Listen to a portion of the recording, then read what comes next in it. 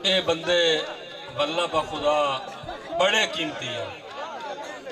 तुहानू कोई नहीं पता, ये फॉर्च्यूनर ते आया 1.5 करोड़ की गड्डी है। फॉर्च्यूनर ते आया, मैं गद्दे ते आया।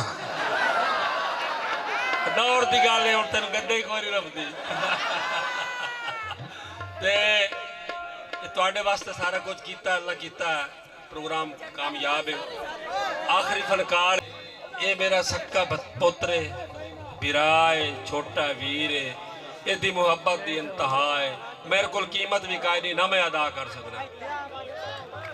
ते ये हर कोई आता ना भाई ये बंदे सांगे दे के नहीं होंगे, बंदा होवे तो सांगे दे होंगे।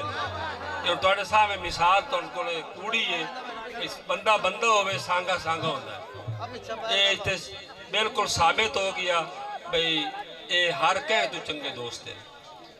ठीक है जी, बजाय लवण दे 2-3 लाख रुपया दिती भी जाता है तो खुशी भी मनाई जाता जी मैं आप भी नहीं कर सकिया। तुम ये वास्ते एक ताड़ी मरे सो तो दुआ ही करे सो, अल्लाह होर रंग दे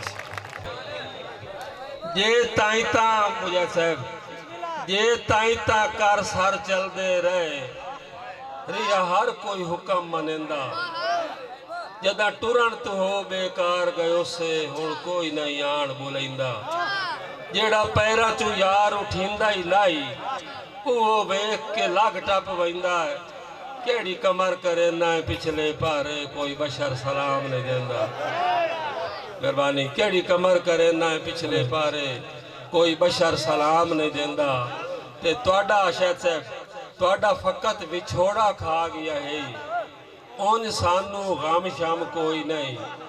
लोकी तनजिया दिन तरकड़ा वतना भावे जिसम ते चाम शाम कोई नहीं।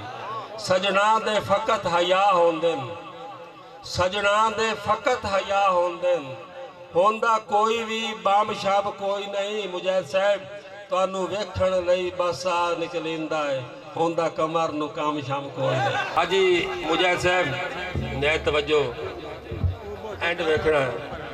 अद्धी राती घर कोई आया है ख्वाब तो नहीं, अद्धी राती घर कोई आया है ख्वाब तो नहीं। कच्ची निंदरों आण जगाया है ख्वाब तो नहीं। बाद मिलन दे माजी याद है भोल भलवानी, वत बाय के उस हाल सुनाया है ख्वाब तो नहीं। वंग बन के अज वत दे डिठोस खुश होया है, आधा सानू मुलक लड़ाया है ख्वाब तो नहीं। बाई दी वे जे गैरां दा एवें होया है जिक्र, बुरा दिल पर ढेर मनाया है ख्वाब तो नहीं। मकता वेखना है एडी किथे कमर है किस्मत उजड़िया दी, तुहानू सारा ख्वाब सुनाया है ख्वाब तो। जवार मुजाहिद साहब अल्लाह ना पकड़े ता वखरी गल है, कदा पचदे कमर अरेरन। हाथ पाए वंजने ता वेखिया है मणा तू वजनी सेरन। इस जग च डिठाई वादियां दे इंज घोल गए जखड़ चफेरन।